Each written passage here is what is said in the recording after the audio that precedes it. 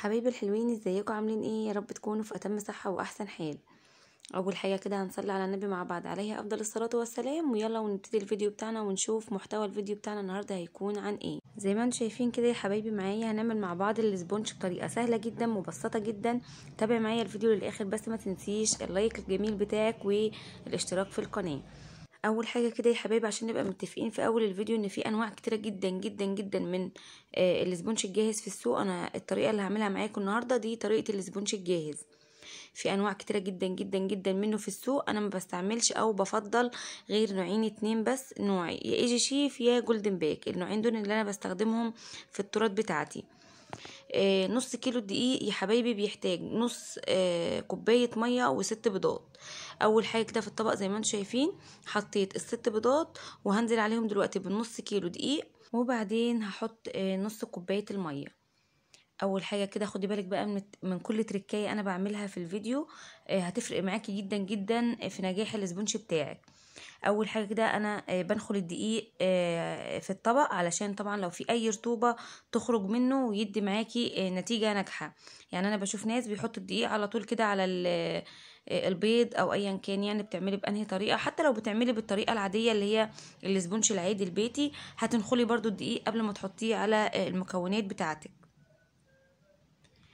تمام، عشان في طبعا لو دي في اي رطوبة بتخرج منه وبيدي معاكي نتيجة كويسة. حطيت كده البيض، حطيت الدقيق، حطيت نص كوبايه الميه، حطينا كله مره واحده. ايوه حطينا كله مره واحده، مفيش بيكنج باودر، مفيش فانيليا، مفيش محسنات، مفيش اي حاجه.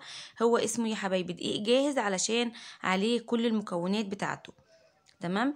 بشوف فاتيه كتير جدا جدا جدا في فيديوهات كتيره جدا، ناس بتعمل افتكاسات كده في الدقيق الجاهز.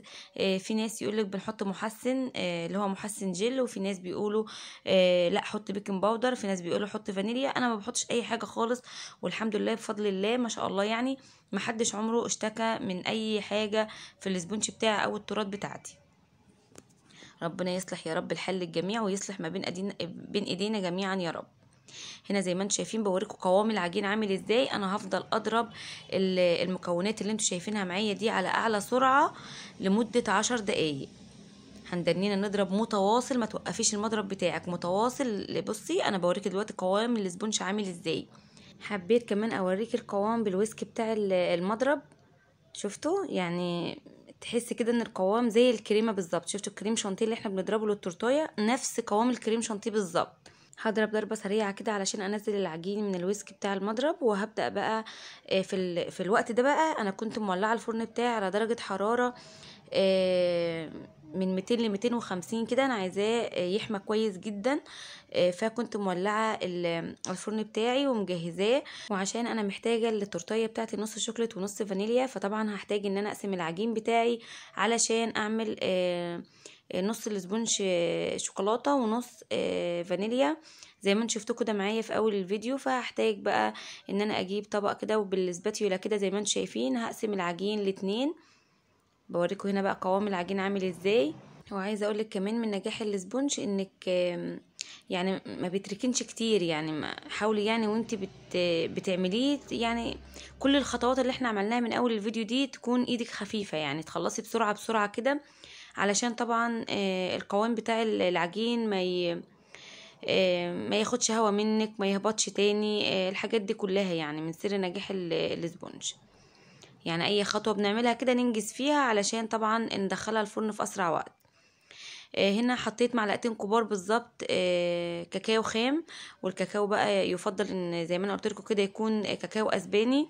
طبعا يا حبايبي في دقيق سبونج جاهز شوكولاته ممكن تجيبيه من غير ما تحط عليه كاكاو ولا اي حاجه خالص، بس انا حابه ان انا الونه علشان يبقى بنفس المستوى بتاع دقيق السبونج اللي هو الفانيليا، علشان يبقى يديني نتيجه كويسه في الصينيه وانا عاملاه نصين. يعني لان طبعا احنا عارفين كلنا ان دقيق الشوكولاته الجاهز مش بيعلى نفس الفانيليا، فاهميني؟ فبحب اعمل كاكاو على الفانيليا علشان يديني نفس النتيجه ونفس العلو بتاعه زي ما انتم شفتوا كده، وهتشوفوا بعد ما بتستوي وتطلع من الفرن. وهنا بقى يا حبايبي زي ما انتم شايفين كنت حضرت صينيه مقاس 26.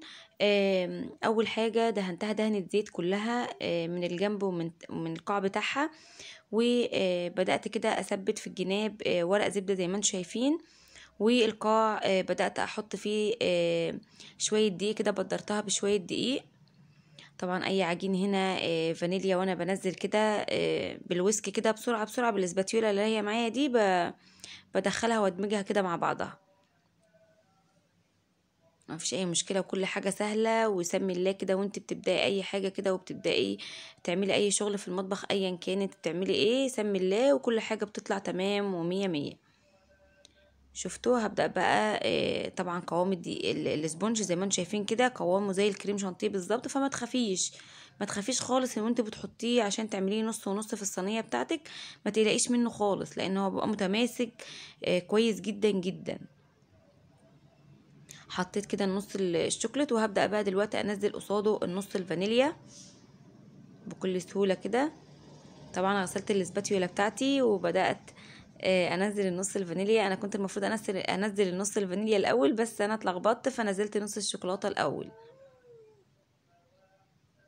هبدأ بقى كده اكمل زي ما انتم شايفين، وانزل واساوي كده الصينية بتاعتي كويس جدا اهو يا حبايبي. شفتوا؟ بكل سهولة خالص، مفيش حاجة صعبة، مفيش حاجة، ما تصعبيش على نفسك اي حاجة.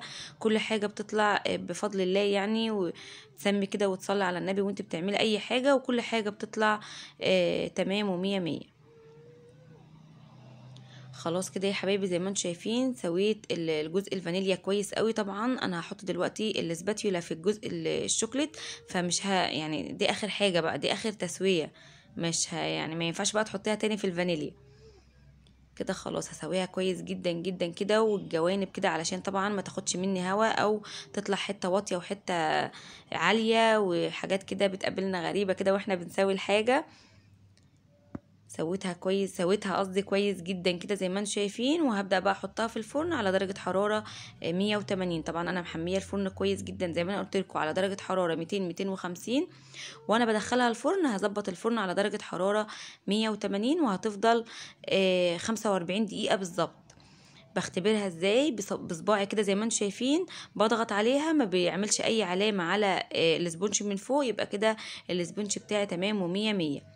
طالع بسم الله ما شاء الله زي ما انتم شايفين، طالع نص ونص متساوي جدا جدا، ما فيش اي فوارق ولا في اي حاجة. هنا بقى الطبقة اللي تحت دي انا بشيلها خالص، هشيلها معاكم دلوقتي وانا بنضف الاسبونج بتاعي. بس عايزه اقول لكم هسيبه بقى يبرد. يعني انا نزلته الاول على القاعده كده زي ما انتم شايفين على البورد اللي انا هزين عليه، وبدات ارجعه تاني على الشبكه بتاعتي دي، علشان طبعا عايزاه يبرد كويس جدا جدا قبل ما اقطعه. هنسيبه بقى يبرد براحته خالص، وهنشيل من عليه ورق الزبده اللي هو حواليه ده، ويفضل يعني ما يتشالش بعد ما تطلع من الفرن. يعني سيبيه براحته خالص. انا شيلته دلوقتي معاكم، فساعات بتطلع سليمه وساعات لا. يعني ساعات ممكن الاسبونج وهو طري شويه وطالع من الفرن وانت بتشيلي من عليه ورق الزبده من الجنب كده، ممكن يطلع معاكي حتت كده او قطع من الاسبونج. فيفضل انك تسيبيه، يعني ما تستعجليش عليه.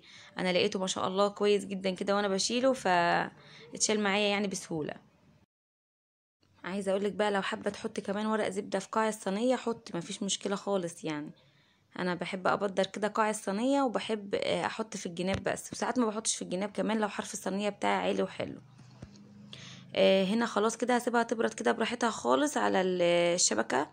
وهبدأ كده بعد ما بردت اخدها على البورد اللي هزين عليه، وهبدأ بقى اقطعها وانضفها كده واجهزها على حشو الكريم شانتيه بتاعي. هننضف بقى كده الاسبونج بتاعنا من فوق ومن تحت، وان شاء الله برضو يا حبايبي اعمل لكم الاسبونج البيتي في فيديو تاني. هشيل الوش بتاعه من فوق، وهشيل برضو القاع بتاعه من تحت. بس عايزه اقولك لو انا ساعات ما بشيلش الوش ده خالص صراحه، يعني بيبقى طعمه جميل جدا جدا وبحبه. انا واحده من الناس بحبه جدا جدا، وفي ناس كتيره جدا اكيد بتسمعني وبتشوف الفيديوهات بتاعتي بيحبوا وش الاسبونج ده من فوق. فلو هتسيبيه هيبقى ده القاع بتاع التورتايه. يعني لو هتسيب الوش بتاع الاسبونج كده مش هتشيليه اللي انا بشيله دلوقتي ده، هيبقى ده القاع بتاع التورتايه بتاعتي. هبدأ كده اشيل اي فتافيت كده او اي فرافيت كده طالعه من التقطيع، وهبدأ بقى دلوقتي اقسم الاسبونج بتاعي 3 طبقات. دي صينية زي ما انا قلت لكم مقاس 26، هطلعها 3 طبقات. لكن لو هتعملي النص كيلو في صينية 24 هتطلع معاكي 4 طبقات مرتاحة خالص. انا ممكن اطلع من دي 4 طبقات عادي مفيش اي مشكلة، بس هيبقى طبقات رفيعة جدا. انا مش حابة ان هي تكون رفيعة جدا صراحة. فهبدأ اطلع كده 3 طبقات زي ما انتم شايفين، وهبدأ بقى انضف القاع اللي هو عبارة اصلا عن دقيق وزيت. يعني زي ما انتم شايفين دلوقتي كده ده دقيق وزيت، هشيله خالص كده وانضفه. ولو وصلت بقى هنا معايا للفيديو ما تنسينيش بقى في اللايك الجميل بتاعك، ولو مش مشتركة في القناة طبعا تشرفيني باشتراكك في القناة والضغط على جرس التنبيه عشان يوصل لكم مني كل جديد. كده خلاص يا حبايبي نضفت معاكم الاسبونج وظبطته وطلع هش وجميل جدا. اتمنى فيديو النهارده يكون عجبكم. اشوفكم بقى في فيديو جديد، والسلام عليكم ورحمة الله وبركاته.